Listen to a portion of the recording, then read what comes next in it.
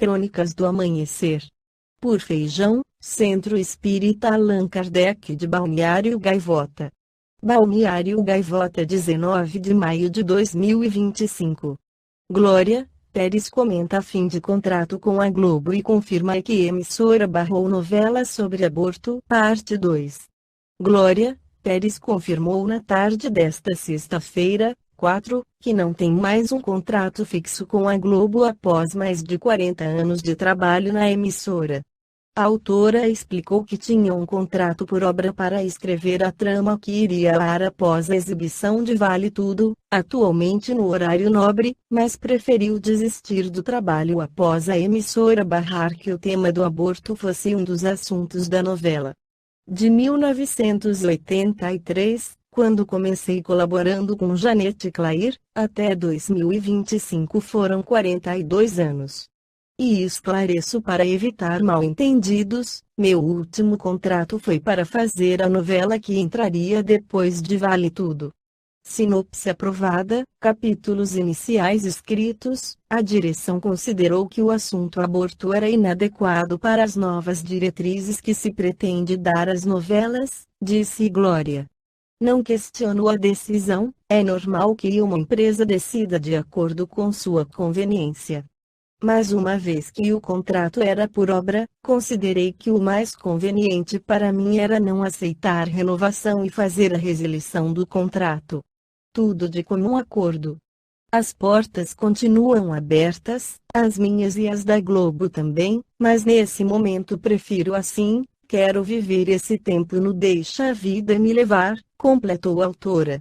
Procurada pelo Terra, a Globo se pronunciou por meio de um comunicado.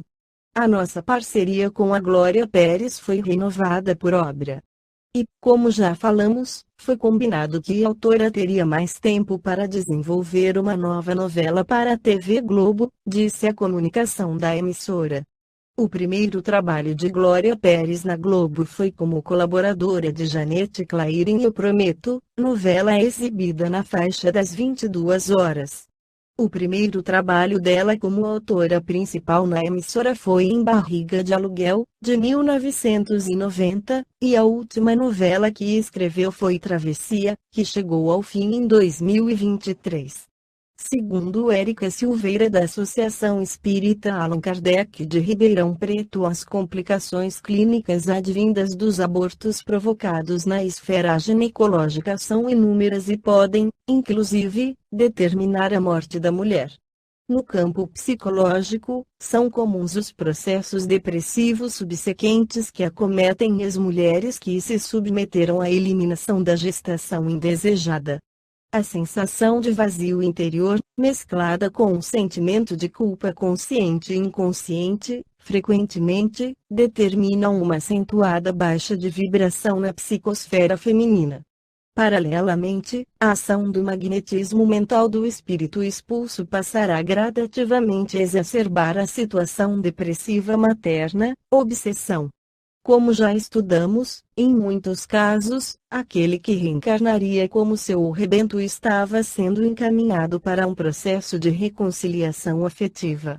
O véu do esquecimento do passado é que possibilitaria a reaproximação de ambos sob o mesmo teto. Com o aborto provocado, à medida que o espírito recobra a consciência, passa, nesses casos, a emitir vibrações que, pelo desagrado profundo, agirão de forma nociva na psicosfera materna.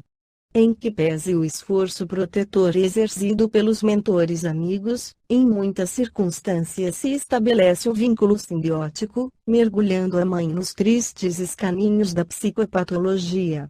Ao desencarnar, de volta ao plano espiritual, a mãe apresentará em diversos níveis, conforme o seu grau de responsabilidade, distonias energéticas que se farão representar por massas fluídicas escuras que comporão a estrutura de seu psicossoma, perispírito. Apesar de serem atendidas com os recursos e as técnicas terapêuticas existentes no mundo astral, a chaga energética, em muitos casos, se mantém, em função da gravidade e agravantes existentes. As lesões na textura íntima do psicossoma a que nos referimos, muitas vezes, só podem ser eliminadas numa próxima encarnação de características expiatórias. Expiação, longe de ter uma conotação punitiva, pois esse critério não existe na planificação superior, é um método de eliminação das desarmonias mais profundas para a periferia do novo corpo físico. A expiação sempre tem função regeneradora e construtiva e visa restaurar o equilíbrio energético perdido por posturas desequilibradas do passado. As deficiências que surgirão no corpo físico feminino, pelo mecanismo expiatório, visa, em última análise, suprimir o mal, drená-lo para a periferia física. Segundo os textos evangélicos, a cada um de acordo com as próprias obras. Os desajustes ocorrem inicialmente nas energias psicossomáticas do chakra genésico, implantando-se nos tecidos da própria alma as sementes que germinarão no seu novo corpo físico, em encarnação vindoura, como colheita de semeadura anterior. Consequências para o abortado espírito, quando de nível evolutivo mais expressivo, tem reações mais moderadas e tolerantes. Muitas vezes seria ele alguém destinado a aproximar o casal, restabelecer a união ou, mesmo no futuro, servir de amparo social ou efetivo aos membros da família. Lamentará a perda de oportunidade de auxílio para aqueles que ama. Não se deixará envolver pelo ódio ou ressentimento, mesmo que o ato do aborto tenha feito sofrer física e psiquicamente. Em muitos casos, manterá, mesmo desencarnado, tanto quanto possível, o seu trabalho de indução mental positiva sobre a mãe ou os cônjuges. Nas situações em que o espírito se encontrava em degraus mais baixos da escada evolutiva, as reações se farão de forma mais descontrolada e, sobretudo, mais agressiva.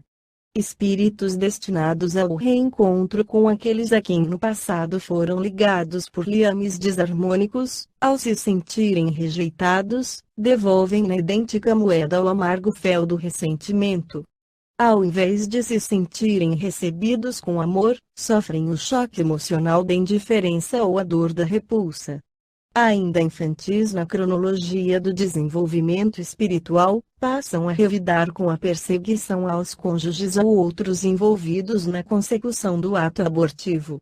Em determinadas circunstâncias, permanecem ligados ao chakra genésico materno, induzindo consciente ou inconscientemente a profundos distúrbios ginecológicos àquela que fora destinada a ser sua mãe. Outros, pela vampirização energética, tornam-se verdadeiros endoparasitas do organismo perispiritual, aderindo ao chakra esplênico, sugando o fluido vital materno. A terapêutica espiritual, além da médica, reconduzirá todos os envolvidos ao equilíbrio, embora frequentemente venha a ser longa e trabalhosa. O tempo sempre proporcionará o amadurecimento e a revisão de posturas que serão gradativamente mais harmoniosas e, sobretudo, mais construtivas. Esta foi a crônica do amanhecer de 19 de maio de 2025. Por Alfredo Feijão Lopes.